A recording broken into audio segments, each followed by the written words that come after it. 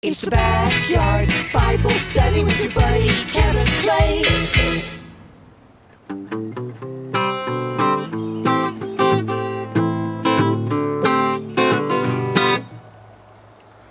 How to do, buckaroos and buckarettes? Welcome to the Backyard Bible Study, a very special edition of the Backyard Bible Study.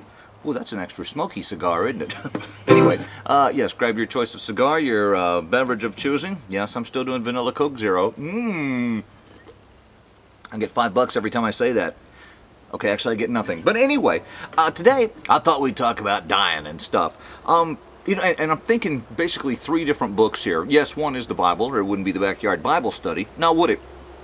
First one to start with, though, an autobiography written by Isaac Asimov. Now, some of you may know him, some may not. He was a brilliant author, scientist. If you ever watched Fantastic Voyage, or I, Robot, or Bicentennial Man, those were either written or based on works of his. And Isaac was also an atheist, and I'm not sure. I think he's what I would call an honest-to-God atheist. I mean, there's some people who are atheists because it's cool, or they don't like the idea of having to follow the teachings of Christ, or maybe some Christian was really a butthead to him, and they said, well, I'll show you, I'll just never believe in this God. A lot of people may fall into that category. Isaac was one, at least it seems from his writing. He looked around and he just said, nope, I just don't see it. I just don't see it. I think that this earth is it, and the universe.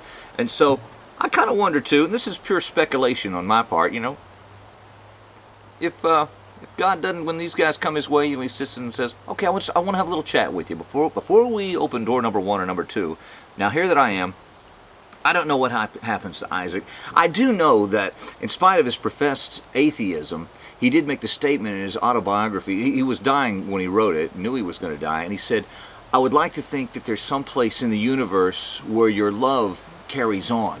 He says, but I'm afraid it's just oblivion. And even Isaac Asimov could realize that it just doesn't make much sense that we should go through life and have all these loves and these friendships and hopefully the good things that we'd like to last, and that those are just gone forever when we're gone.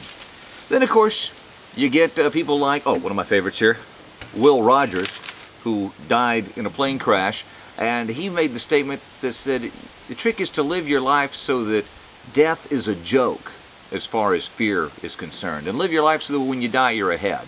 And so he had a little bit different take on death. It wasn't such meaningless, it wasn't oblivion. It was just you don't have to fear death. Why? Well, also he believed in God, and that gives us that ability to look death in the face and say, well, you know, I've still got some questions, I've got some doubts, I've never been there, but I have the faith that I'm going to make it through this okay. And so we come now to the Bible, which where Jesus is talking in John 14, Verse 1 says, do not let your hearts be troubled. Trust in God. Trust also in me. In my Father's house are many rooms. If it were not so, I would have told you. I'm going there to prepare a place for you. And if I go and prepare a place for you, I will come back and take you to be with me, so that you may also be where I am. A friend of mine, Matt Mosler, was talking about this just last night at a get-together we were having, and pointing out that the hearers of this at Jesus' time would understand exactly what was going on. You know, the father would build the house, and as the family grew, he'd add on rooms so the whole family could be together. And so that's what's going on here. That's what Jesus is talking about. So I got to thinking about this, the fact that we see death as such a tragedy, and for us it is. People are gone and we miss them. I mean, this guitar was given to me by my grandfather. I still miss him terribly to this day. And it's although it's painful to think about he's gone, I won't get to see him this side of heaven again. It's nice to know that I haven't seen him for the last time. And there's a lot of comfort to that. And so I like taking this guitar that he gave me and coming up with little songs to help us all sort of deal with it. And maybe see this from the point of view of the person who's gone on to heaven. And so to conclude this Backyard Bible Study, I know a little abbreviated, but once I get to singing and playing, you'll be glad it's short. Little song I wrote to help us deal with that. It's called Coming Home.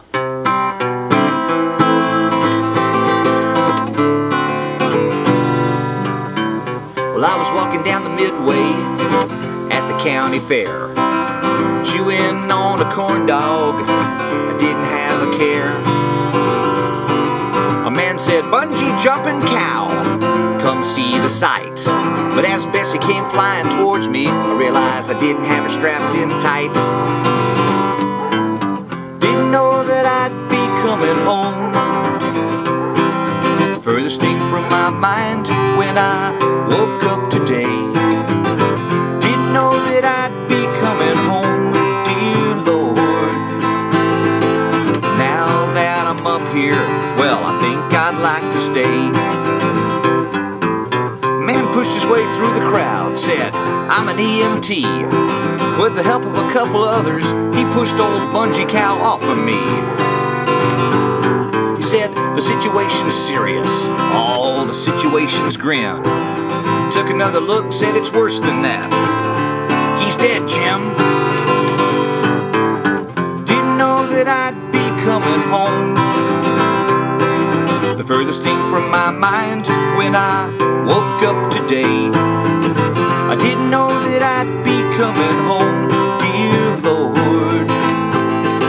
But now that I'm up here, well, I think I'd like to stay. Heard it was a fancy funeral, all black ties and lace, and people cried over my demise and all that beef gone to waste. Someone said it was a tragedy, a cut most unkind. But from where I'm standing, I gotta say, have you lost your mind? I didn't know that I'd be coming home. It's the farthest thing from my mind when I woke up today. I didn't know that I'd be coming home, dear Lord. But now that I'm up here, well, I think I'd like to, I'm sure I'd like to, well, I'm certain I'd like to stay.